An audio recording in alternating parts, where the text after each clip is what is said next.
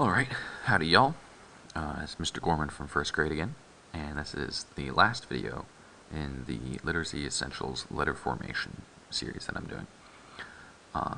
So this is just the last couple remarks about penmanship and posture and one very common mistake that gets made, especially when you're just learning letters.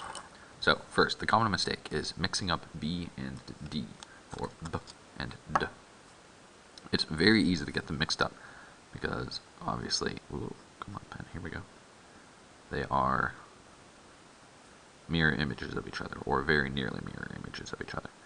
Technically speaking, according to what the instructions say, B is actually going to have an incomplete circle here, whereas D technically ought to have an entirely complete circle. So strictly speaking, they're not actually quite mirror images of each other, but they are close enough that it's very easy to get them mixed up. There are 3 mnemonics I can give you for helping remember. Number 1,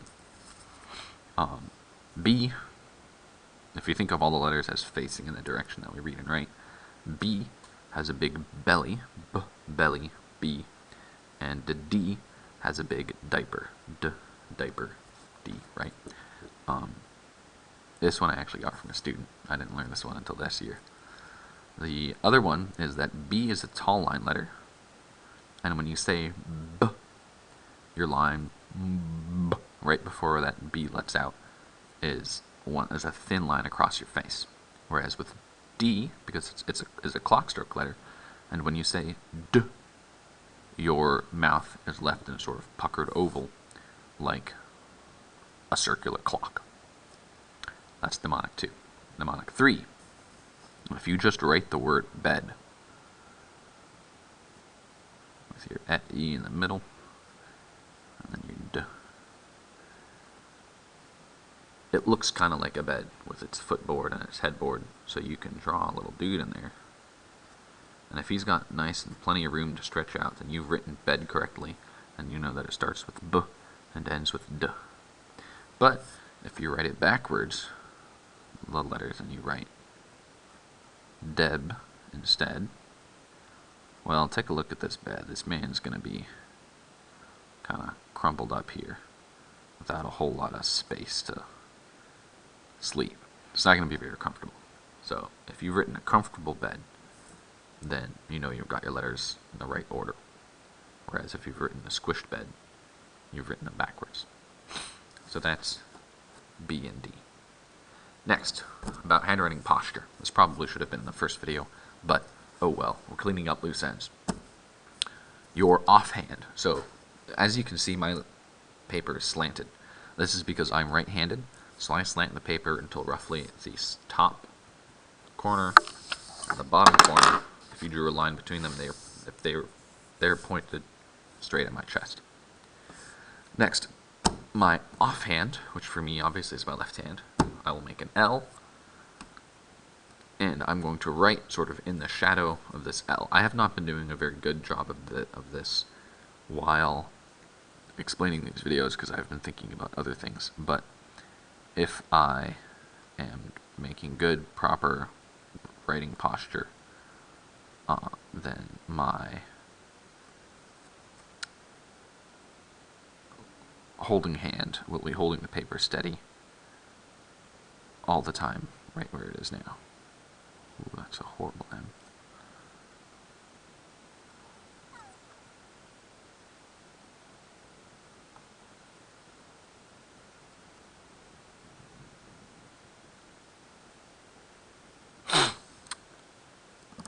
This also can help us with clock strokes. When you go over a space and just below the dotted line to start a clock stroke, well, are you going forward or are you going backwards? Well, if you're right-handed, you're going towards your holding hand. There's your clock stroke.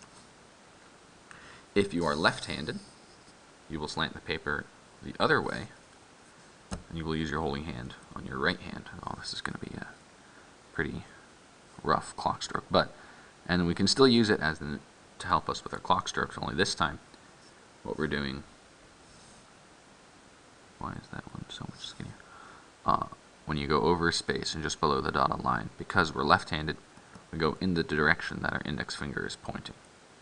Woo! Yep. And as you can see, I am not left-handed. Yikes. Wow. Oh, no, I just can't make that curve. It just breaks over. There we go. We'll call that good. Next, for sitting posture. Take a look at these little sketches I have done. The camera focuses. Haha. So, ideally, your feet should be on the floor.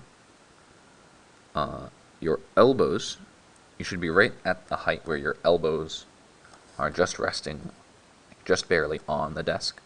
But you shouldn't be, it should not hunch your shoulders for them to be on your desk. And your back should be straight. Ideally, your shoulders should be on top of your hips and your head should be on top of your shoulders. This is what we call stacking the blocks. Now, if for whatever reason you do have to lean forward, you should lean at your hips, keeping your back neutral. You don't want to hunch over your desk. You should always keep your back straight. If that means you have to scoot your chair back a little bit in order to accommodate you leaning forward, that's okay. But you don't want this curved back. Aside from it just being bad for your back, it messes up your shoulders and will make your handwriting worse. Oh, there was something else that I remembered in the middle of the video. Papers. Oh yeah, it was the paper slide. That's right. But I already went over that. So that is all for this video. I hope you have enjoyed this series of videos explaining letter formation. I hope it has been helpful. And please, as always, practice with your students. Parents are indeed the primary educators. It's not the teachers, despite the fact that that's our job. So, keep up the good work. And, yeah, kids will be writing beautiful letters in no time. Have a good one.